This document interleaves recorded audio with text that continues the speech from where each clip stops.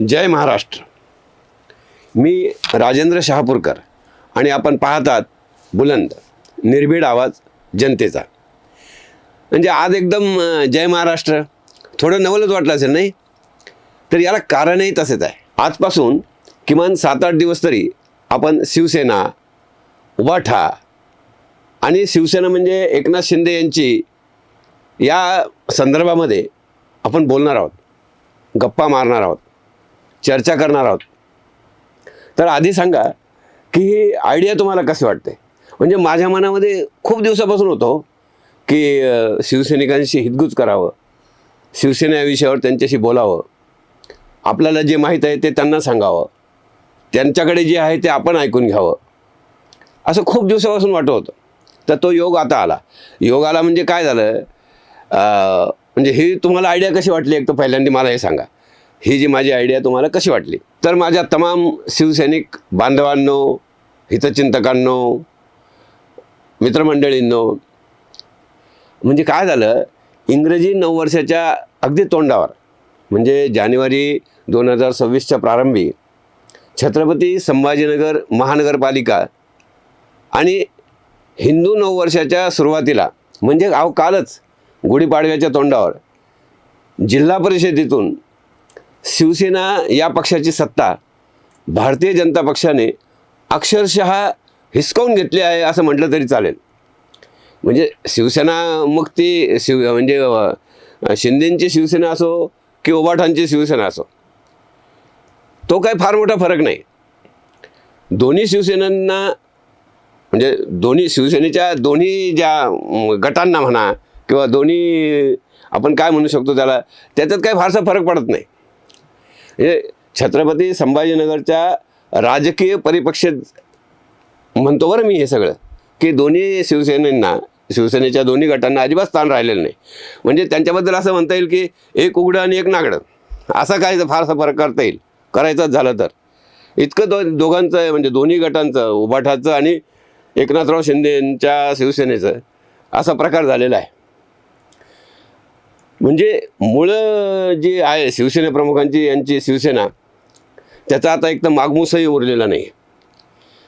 शिवसेना प्रमुख हे पद बाळासाहेबांना शोभत होतं आणि बाळासाहेबांच्या नंतर कोणी स्वतः समोर लावण्याचे धाडसं कोणी अजून करू धरले नाही. हिंमतच नाही हो कोणाची. सोपी गोष्ट नाही शिवसेना प्रमुख होणे. शिवसेना प्रमुखांचा हिंदुत्ववाद हा त्यांच्याबरोबरच म्हणजे 2012मध्येच संपला. म्हणजे आम्ही म्हणजे माझ्या वयातले जे होते शिवसैनिक म्हणजे 25शीतले 20-25शीतले असतील तेव्हा, तर ह्या आमच्यासारख्या शिवसैनिकांचं म्हणा, हितचिंतकांचं म्हणा किंवा आपले सर्वसामान्य संभाजीनगरकर म्हणा, त्यांच्या दृष्टीने शिवसेना म्हणजे तीच ओरिजिनल म्हणजे बाळासाहेबांची बरं का. म्हणजे विचार करायचा तर तसाच करावा लागेल.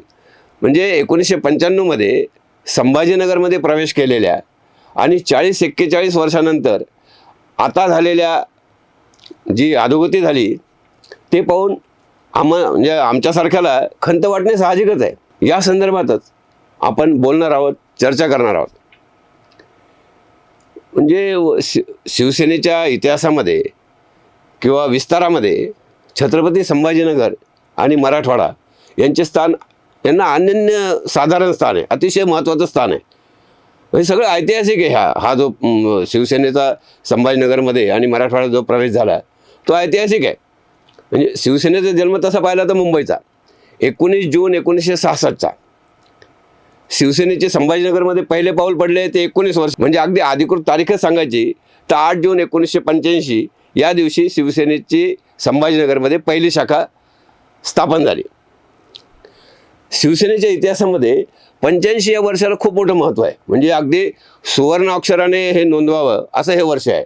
म्हणजे 1995ला काय 85ला काय झालं की मुंबई महानगरपालिकेत अभूतपूर्व यश पहिल्यांदाच मिळालं आणि त्याच वर्षी शिवसेनेने मुंबई ठाण्याबाहेर विस्ताराचे पहिले पाऊल उचलले आणि ते थेट त्यावेळेच्या औरंगाबाद शहरात म्हणजे आताचा संभाजीनगरमध्ये.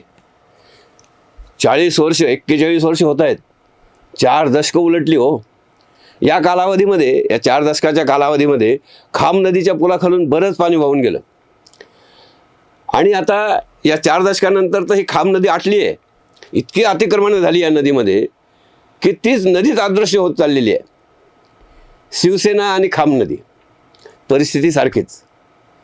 शिवसेनेत तरी शिवसैनिक आता कुठे उरला आहे? म्हणजे माझे म्हणणे पटते ना तुम्हाला? तसं सांगा बरं. तुमचं मत काय ते बिलकुल नोंदवा तुम्ही, काही हरकत नाही, आपण आपलंच बोलतोय.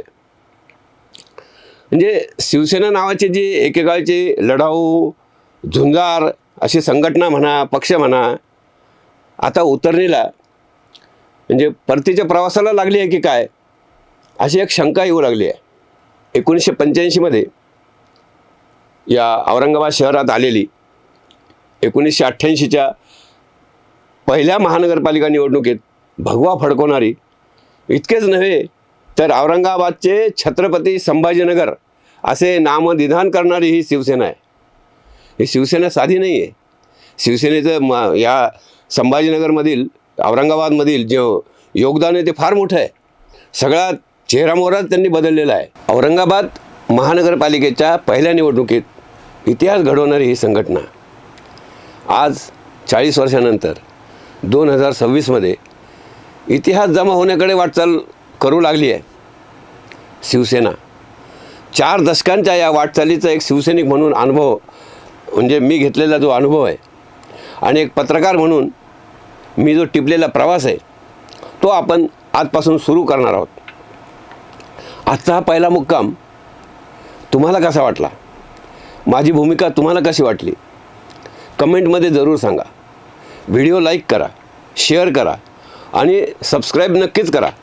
कारण काय होतं, सबस्क्राईब जर केलं ना की नवीन व्हिडिओचे नोटिफिकेशन मिळत राहतात. म्हणजे एकही भाग तुमचा चुकणार नाही. आपल्याला शिवसेनेचा 4 दशकाचा इतिहास जाणून घ्यायचा आहे ना, मग म्हणजे बटन दाबा पटकन. तूर्त एवढेच.